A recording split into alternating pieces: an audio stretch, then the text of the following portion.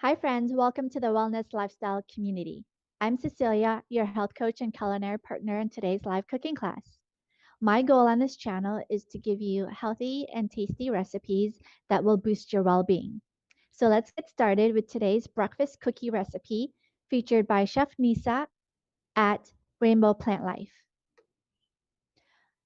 I always like to go through the recipe ingredients first, and then we will get started on putting everything together.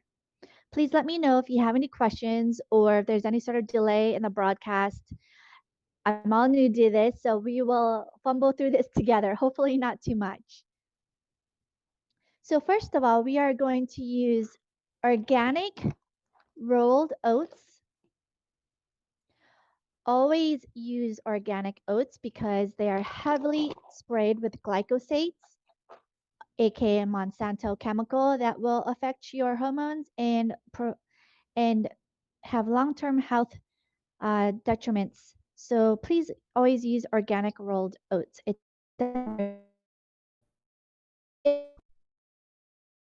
flakes or shredded coconuts. The shredded coconut is going to give you better texture, but this is what I have. Make sure it's unsweetened.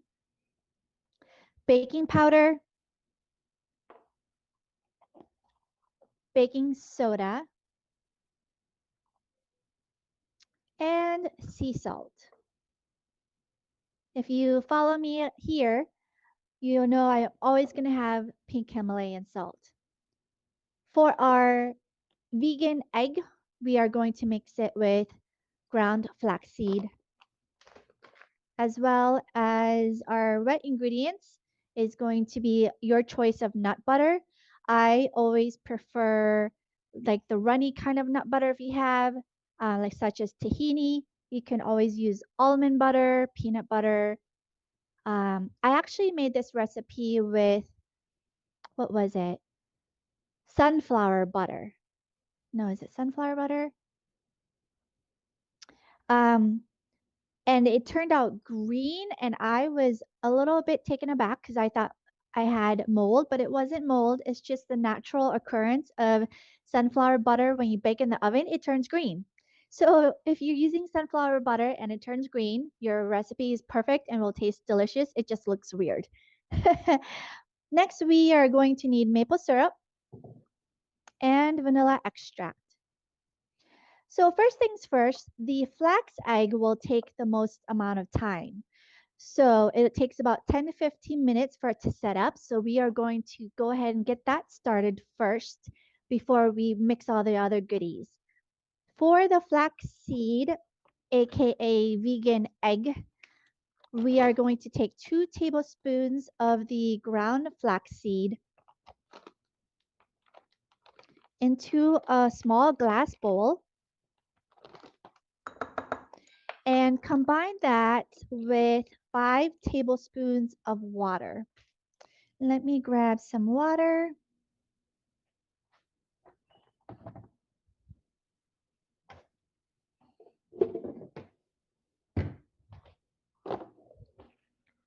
Use filtered water if you can.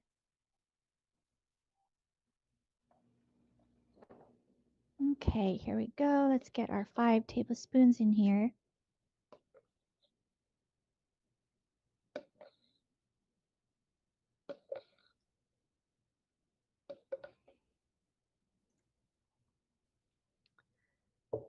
Then you're just going to stir it up.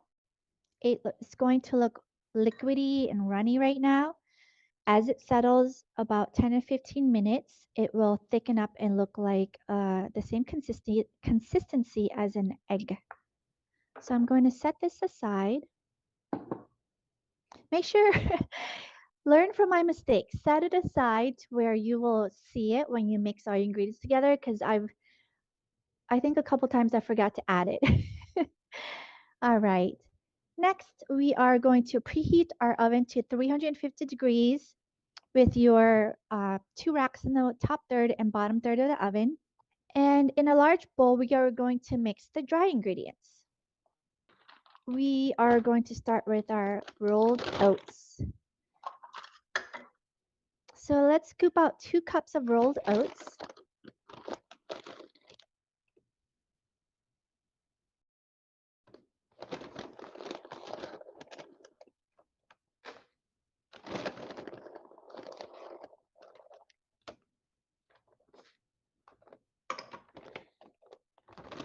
Heaping half a cup of your preferred textured coconut.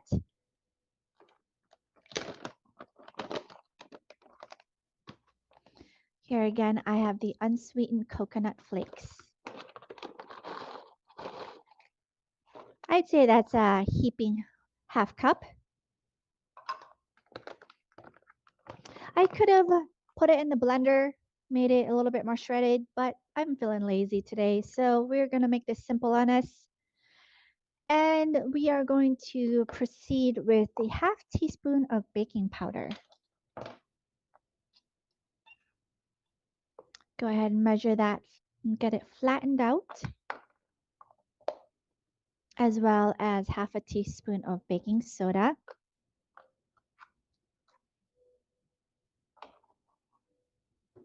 And half a teaspoon of sea salt.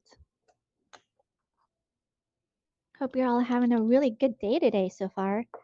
It's been raining so much where I am, but it's nice. All my flowers and plants love it. All right, let's see here. What does it say next? We are going to stir it up. Give it a nice stir, get all the fine powders mixed in.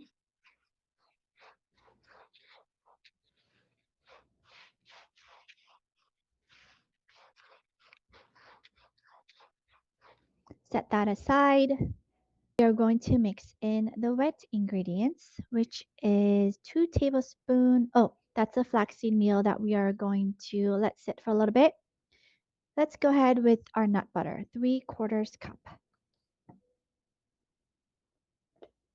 Let me grab a spoon to stir up this tahini, or a knife.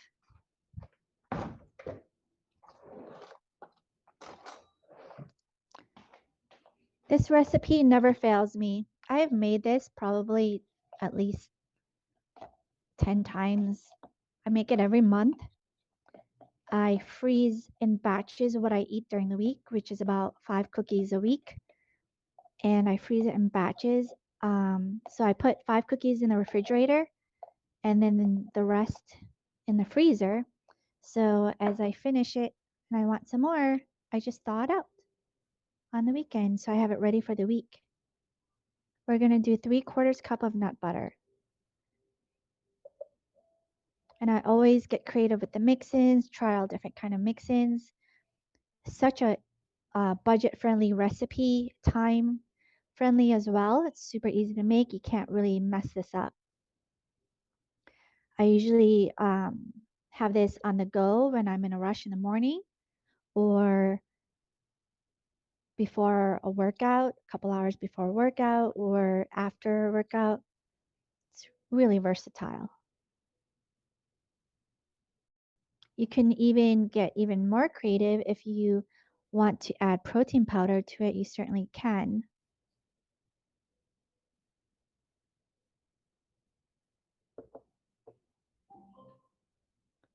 All right, so we have our 3/4 cup of nut butter in here. Get all the goodness out.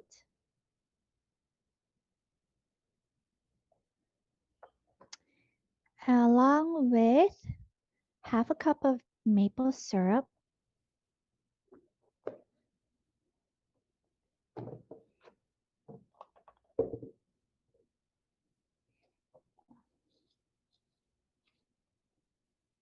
Where's my half cup? Here we go.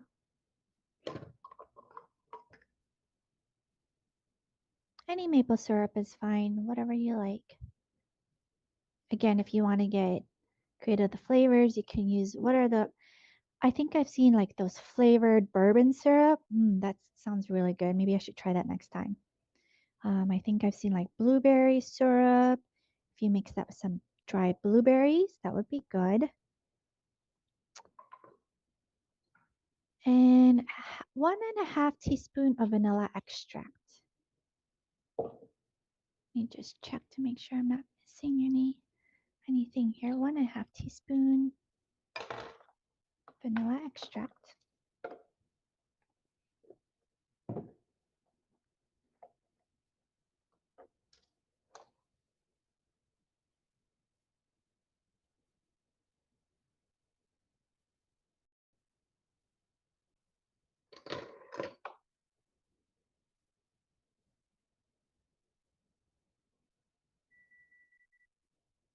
My oven, just let me know if it's preheated.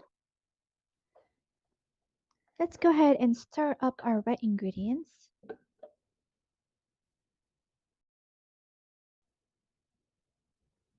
If you like what you see so far, remember to like, subscribe, hit that notification bell so when I announce the next live cooking class, you won't miss it. And share the love with your friends. I really appreciate it. I appreciate the support. And of course, check my community tab. I always put in surveys there because I work off your feedback. It's extremely valuable. I want to make this channel with the recipes that you've been wanting to try and curious about. Leave the work up to me. Keep in touch. Give me some feedback, what you would like to see. Next, we are going to pour the wet into the dry. So here is where we don't want to forget our flaxseed. See how it's a little jelly looking right there? That's what you want. So we're going to put that in our wet ingredients.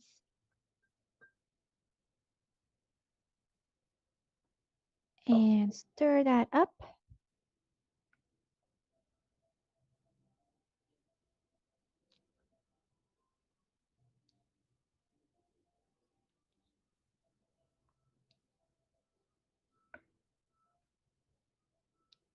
Just like that.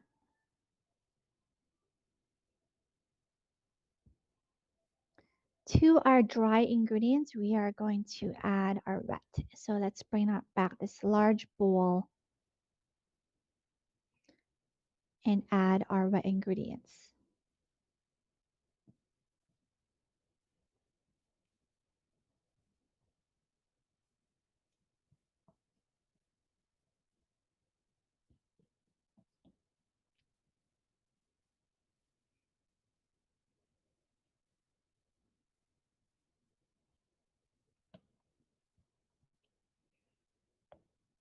So I think I'm planning to do every month. I'm going to alternate the recipe from sweet to savory so that we have a variety on this channel. And I'm playing around with the times right now. This evening time hopefully works for most of you. If not, let me know if you prefer a different time. I did a survey and the responses I received was mainly suggesting an evening time versus like a weekend brunch time or morning time other days in the week. Just stir it nice and gently until everything is coated evenly. You want everything coated evenly. Then I'm going to set this aside and get ready to prep my mixing ingredients. Let me know what your mixing ingredients that you've chosen today. I'm curious to see what flavors you have going on. So my mixing ingredients today, I think I'm going to do half of the batch with one flavor and the other half a different flavor. So let me go ahead and split this portion into two halves, two equal halves. And that way I can have two different flavors depending on my mood. So I'm going to put this over here. Let's see, I'm definitely going to put in these hemp hearts as well as these organic basil seeds in both of the batches. So let me go ahead and do that now before I forget. For the mixing ingredients, Nisha recommends half a cup of each. Since I have a lot of different mixed ingredients, I'm going to do a quarter cup of each of the seeds. Again, just use your own judgment. Mix-ins are when you can get creative. You don't have to be exact with the measurements. Just pour in what you think works for your flavor profile.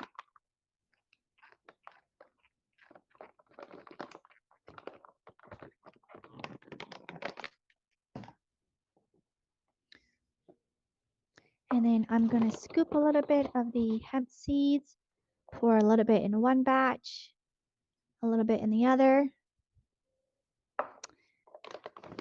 All right, now this is where I need to do a little prepping is I'm going to chop up my nuts. For my first mix in, I'm going to do cherries. Oh, I forgot the chocolate chips.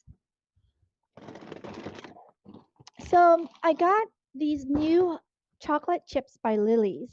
It's a brand that does zero sugar, no refined cane sugar in it.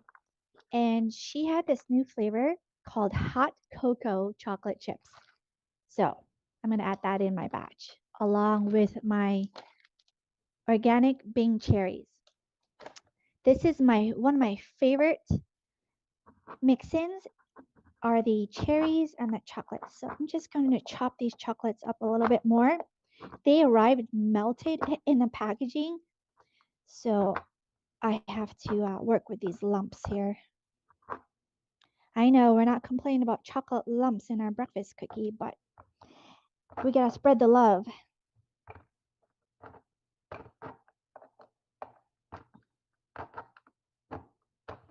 What flavor profile mix-ins are you doing?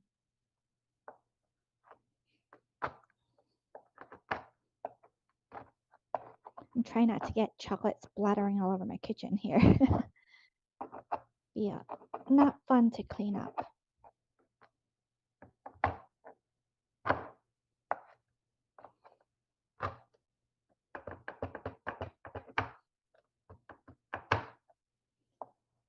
I try to use a mallet to chop these up in pieces, and it just gave me these big chunks. Oh, I should have thought these out before I start cutting. So, note to self: if I have chocolate chunks I need to chop up, I need to just let it sit at room temperature for about 10-15 minutes, so it makes the chopping a lot easier.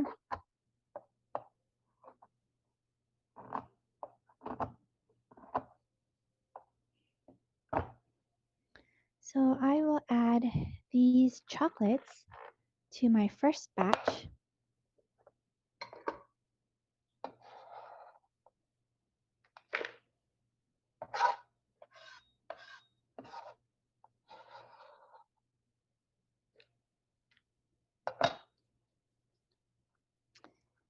Next, I will chop up these cherries just a little bit more.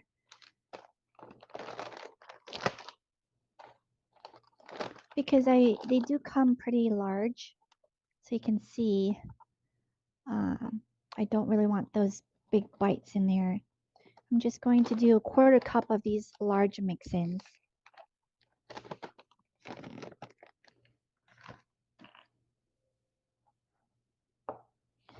These are going to be easier to chop up.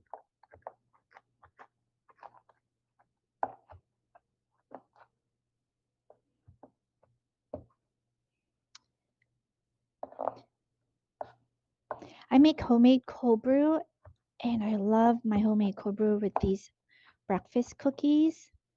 Such a good mix together. Even tea, iced tea, hot tea with these cookies. So yummy.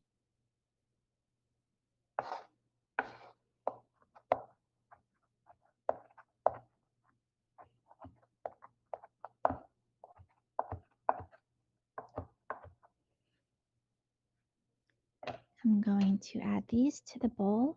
Oof.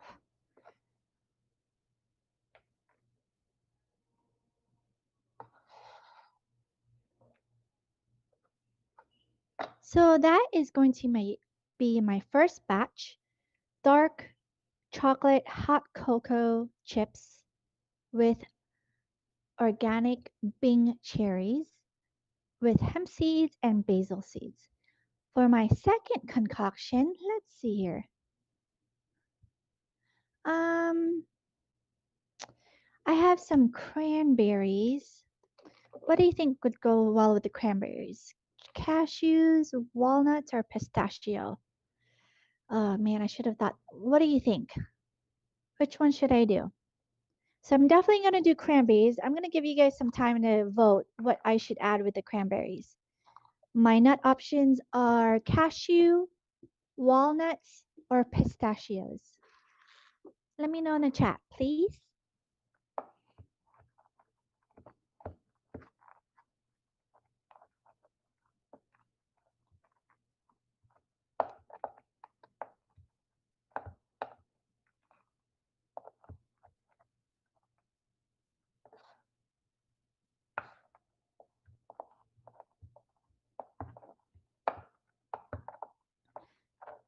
I'm also thinking about bringing guests on the show once in a while, kind of like Cook with Friends live.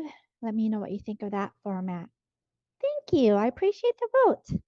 Walnuts it is. It's nice to not have to think once in a while. All right, let's chop in the walnuts. I bought this halves and pieces walnuts. Cashews. Okay, first come, first serve on these voting poll. If you're late to I will put in cashews with the cranberries next time. How about that? All right, walnuts it is.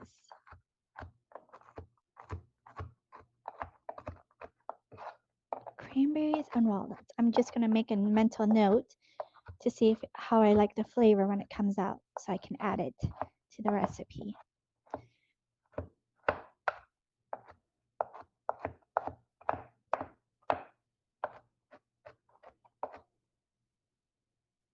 Here we go. Almost done. So now we are just going to mix it up and put it on our baking sheet. Here is our first concoction, cranberry, walnuts mix. So what you are going to do is you're just going to fold in the ingredients. Because when you fold it, you go from the middle, cut down, scoop under, and up. When you fold it, it's going to distribute the larger pieces evenly versus mixing. You're definitely going to get a little arm workout with doing this. So I'm going to keep folding.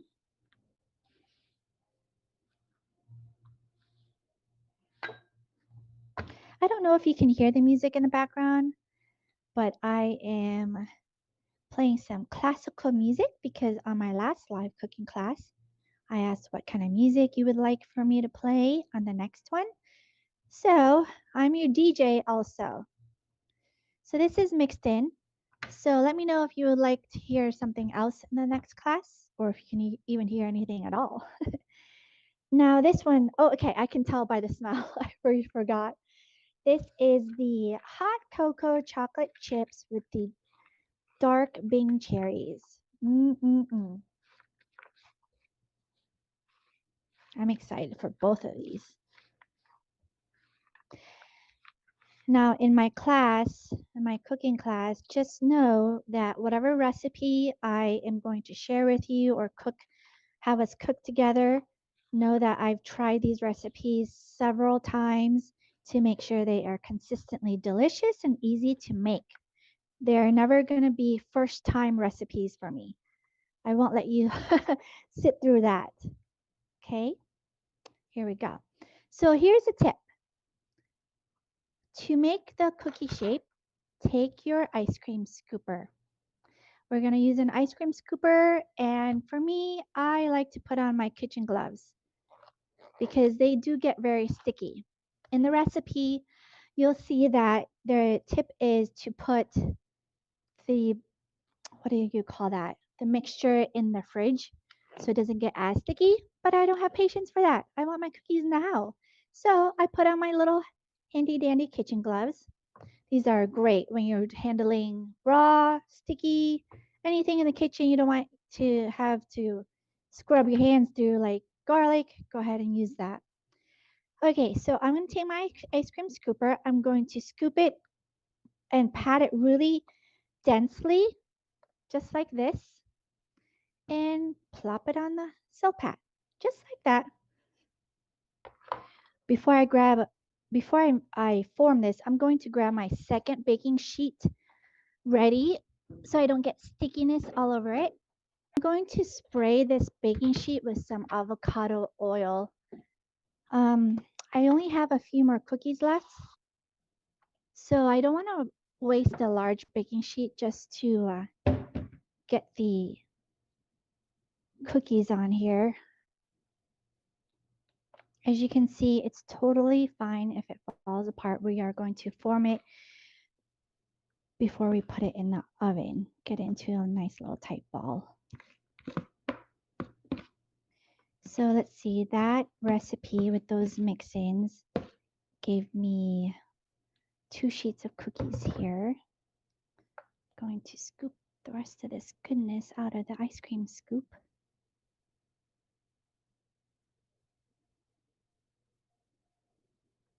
All right, I will meet you over the oven. I'm going to form these cookie sheets, or I'm sorry, the cookies, and pop in the oven and be right back.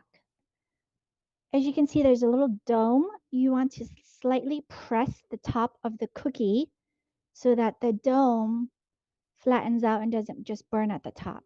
So every cookie, go ahead and form the edges together, press the top dome down.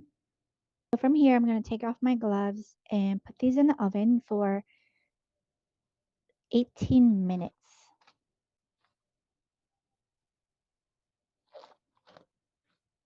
Give me a moment and I'll meet you back at the cooking prep table. What I recommend for the next few minutes is clean up your workstation, put everything back, and meet me back here because I'd like to share an excerpt from this book here. All right, so I've cleaned up my workstation. I'm ready for the cookies to bake. We have about 10 minutes left. So in the meantime, this book is called Rituals for Transformation, 108-Day Journey to Your Sacred Life. This is what the book looks like. So the way this book is laid out is you do a journal entry every day for 108 days. So you can see that on the left, there's a little bit of sharing, reflection topics every day. Then you meditate. You write your intention for the day after you meditate, your morning writing, as well as in the evening, you write down your reflections and gratitude. So this is what it looks like. And if you do this consistently for 108 days, you will notice a difference in your life. Now, it's going to be different for everyone, of course, and it's okay if you don't keep the consistency up for 108 days because I didn't, but I still benefit from it a lot. So be kind with yourself, and it's totally okay if you're not consistent, but try to be if you can. So I really love this book. The other reason is all the different reflection topics every day is just mind blowing. And sometimes it's just what you need, and sometimes it brings you back to your life to expand upon it and become a better person. So for today, I'm going to randomly pick a page and share that with you, and hopefully we can discuss and share what it's asking. All right, so this one I chose is called Within My Resistance is an Untrue Story. Of all the many different things you resist, thoughts, feelings, people, places, tasks, changes, there's a consistent story beneath most of this resistance. It goes something like this: I don't or can't accept this. If I resist, it will better go away or get better. If I stop resisting, something bad will happen or the thing I dislike will become worse. 99 times out of 100, this story will confine you, stunt your growth, make you feel like a victim, and close you to the truth. You don't need to resist to survive. From the big view, it doesn't matter whether you resist or don't resist. You'll have a tremendous human experience and even eventually reunite with your source. So why not have this experience be one of these ease and enjoyment? So why not have let go. Let go of the resistance and the story and see what happens. That's a really good one. So, in my experience, I've definitely practiced this in terms of resistance. When I resist something, the more I resist, the more what's that phrase? The more you resist, the more it persists, right? And that phrase is definitely true. So when I feel myself resisting something, I ask myself, what's the story behind it? Why am I resisting it? Is it something I'm conditioned to believe that it should be a different way? Or is it warning me of something? So always take a pause. If I can make a suggestion based on my experience, take a pause of whatever you're resisting. Feel the resistance. Don't fight it. The more you fight the resistance, the worse the feeling becomes. When you feel into the resistance, it comes up and it releases itself. And when it releases itself, it comes with the story that created the resistance, as well as the story that allowed it to go away. So let me know what you think of that excerpt. Have you faced a resistance in your life where you struggle with and you're not sure how to let it go or why you're resisting it? Or perhaps you had a resistance that you were able to process through, you want to share with the community. Let me know in the chat. I would love to hear. So I have many more of these amazing books on my website. It's going to be posted here soon under my resources tab, where I curated a list of books that I really love and I always have on my bookshelf. I hope you enjoyed it. I pulled these top rack ones out at about 15 minutes, and the bottom rack looked pretty good, so just needed another minute. So what I do to save electricity is when I have like a minute or two left on a recipe that's not supposed to be perfect, like it's not like you're making creme brulee or something sensitive, it's just breakfast cookies. I'm going to go ahead and turn off the oven and leave the door closed and then check back when the timer goes off. All right, here's our cookies.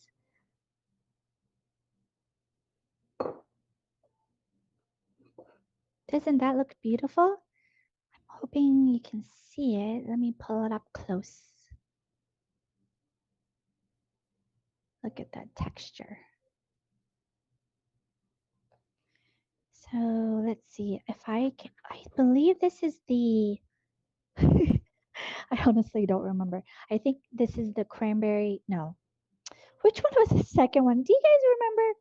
Well, we're just going to have to taste and find out. I already forgot. I think it's the dark chocolate hot cocoa with the um, Bing cherries. So this is what the. Let me see if I can put some light on it. Doesn't that look delicious? Look at that. It's nice and gooey. Here we go. So I'm going to try our first bite.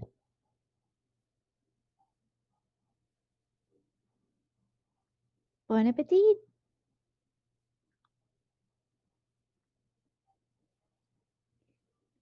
Mm.